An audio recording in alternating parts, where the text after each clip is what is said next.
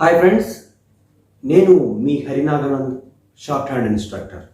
మనము ఈరోజు ఈ వీడియో ద్వారా ట్రైఫోన్స్ అంటే ఏంటి, దాన్ని ఎలా వాడుకోవాలి, వాటికి ఎగ్జాంపుల్స్, అలాగే అబ్రివేటెడ్ డబ్ల్యూ గురించి ఈ వీడియోలో తెలుసుకోబోతున్నాము. సో ప్రీవియస్ వీడియోస్ సంబంధించినటువంటి లింక్స్ అన్నీ కూడా కింద డిస్క్రిప్షన్లో ఉన్నాయి. మీరు ఎవరన్నా కనుక మొదటిగా వీడియో చూస్తున్నట్టయితే కింద లింక్స్ అనేది ప్రొవైడ్ చేయడం జరిగింది, గమనించగలరు. సో మనం ఏదైతే టాపిక్ ట్రైఫోన్స్ అనుకున్నామో ఆ టాపిక్ గురించి డిస్కస్ చేద్దాం రండి. చూడండి, ట్రైఫోన్స్ అంటే మనం ప్రీవియస్ వీడియోస్లో డిప్థాంగ్స్ 4 నేర్చుకుని ఉన్నాం. ఐ, ఔ అండ్ యు. వాటికి ఏదైతే మనం ప్రీవియస్ వీడియోస్లో నేర్చుకున్నటువంటి ఐ, ఔ అండ్ యూకి ఒక చిన్న టిక్ ఆపోజిట్లో కనుక ఇచ్చినట్లయితే అది ట్రైఫోన్ అవుతుంది.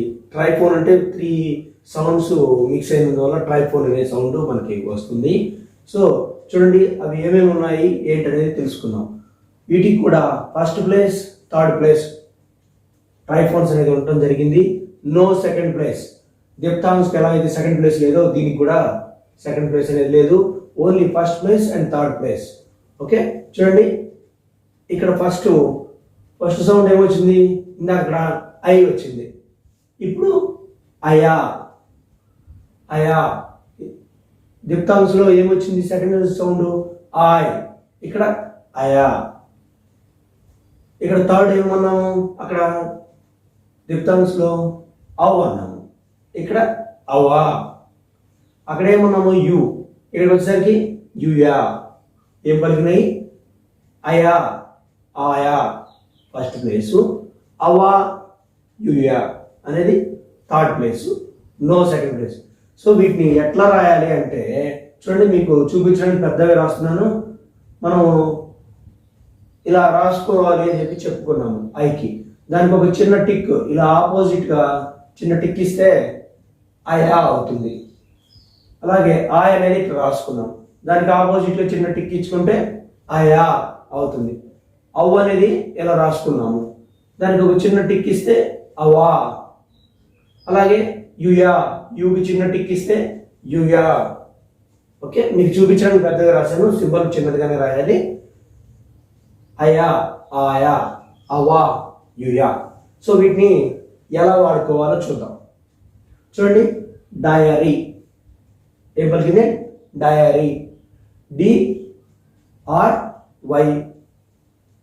మనకి ఇక్కడ సౌండ్స్ ఏమొచ్చింది, డీకి ఏమొచ్చింది ఆయా, తర్వాత రీ, ఆర్ తర్వాత ఓవెల్ వచ్చింది. చూడండి ఏమేమి వచ్చినాయి, DR వచ్చింది. ఓకే, ఇంతవరకు కన్ఫర్మ్. ఏం సౌండ్ వచ్చింది, ఫస్ట్ సౌండ్ వచ్చింది. చూడండి ఆయా. ఆయా అంటే నేను ఫస్ట్ ప్లేస్, అందుకని గీత పైన రాసుకున్నాము. ఆర్ తర్వాత ఓవెల్ వచ్చింది కాబట్టి ఓవెల్ పెట్టుకున్నాము. చూడండి, డయరీ. Okay, loyal. చూడండి ఏమొచ్చింది, ఎల్ వచ్చింది, మళ్ళీ ఎల్ వచ్చింది. ఏమొచ్చింది, ఆయా, లాయల్. ఓకే, టాయల్.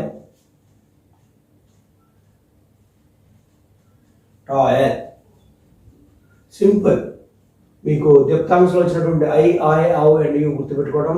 ఇక్కడ అయా, ఆయా ఫస్ట్ ప్లేస్, అవా అండ్ యుయా థర్డ్ ప్లేస్. చూడండి, పవర్ ఏమొచ్చింది, PR వచ్చింది, మధ్యలో ఏమొచ్చింది అవా.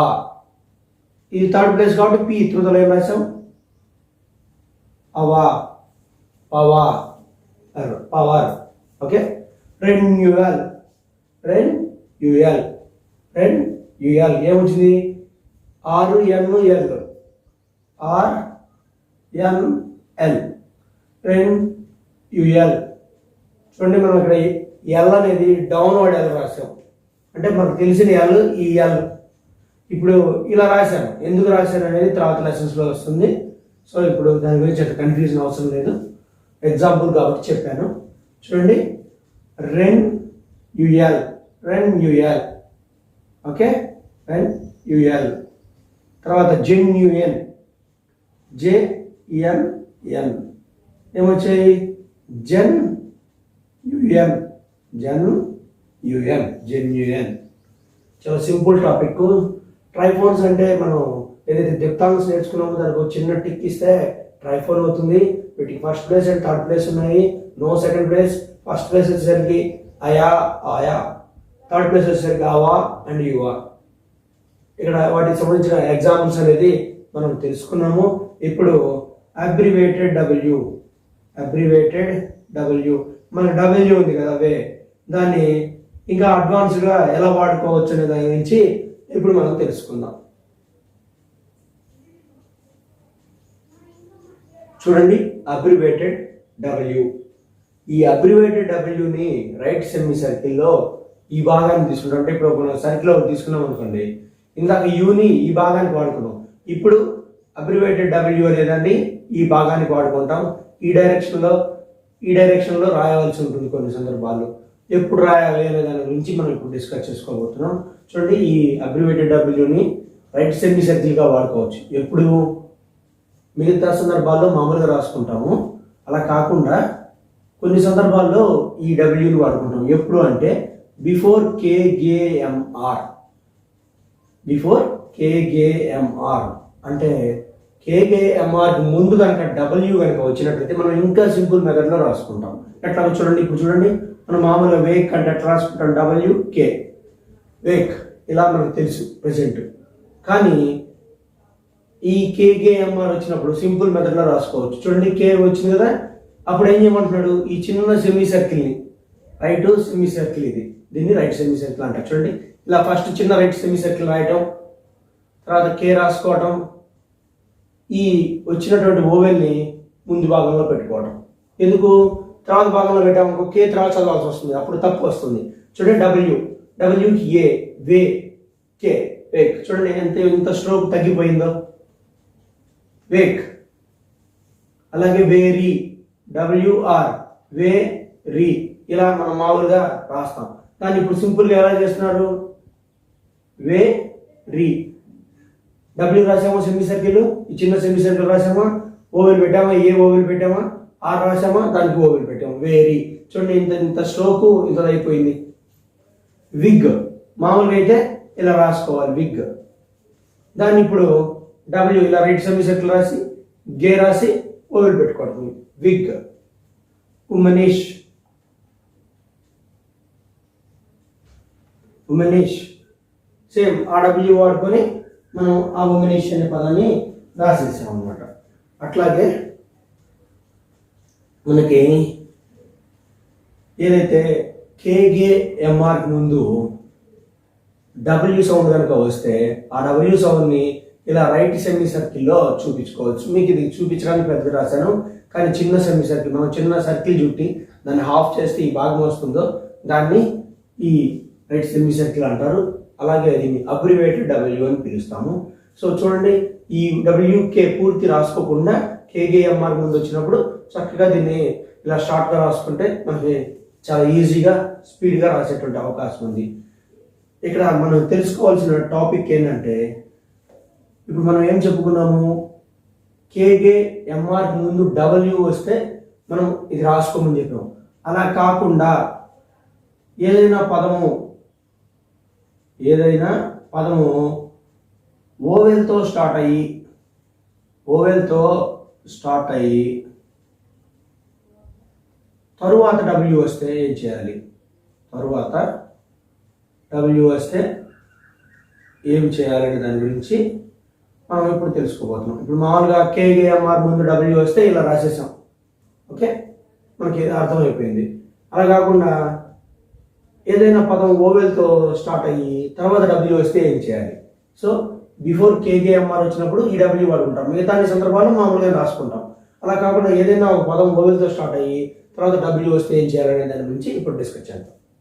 చాలా సింపుల్ పాయింట్ ఇప్పుడు చూద్దాం. చూడండి మనం కేగేఎంఆర్ ముందు డబ్ల్యూ వస్తే రాసుకోమని చెప్పాం కదా, చూడండి వేక్ ఇలా రాసుకున్నాం, మనం ఇప్పుడు నేర్చుకునేది.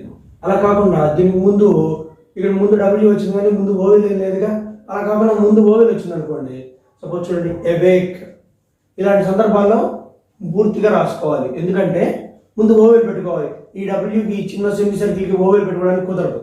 అందువల్ల ఏం చేస్తున్నాము, ముందు ఓవెల్ వచ్చిన తర్వాత డబ్ల్యూ వస్తే పూర్తి స్ట్రోక్ రాసుకోవాలి. ఇక్కడ చూడండి ఓక్, ఓక్ అంటే ఇలా రాసేసాం, ఓ పెట్టేసాం. అలా కాకుండా ఓక్ అని వచ్చింది అనుకోండి, ఓక్ మొత్తం రాసుకోవాల్సిందే.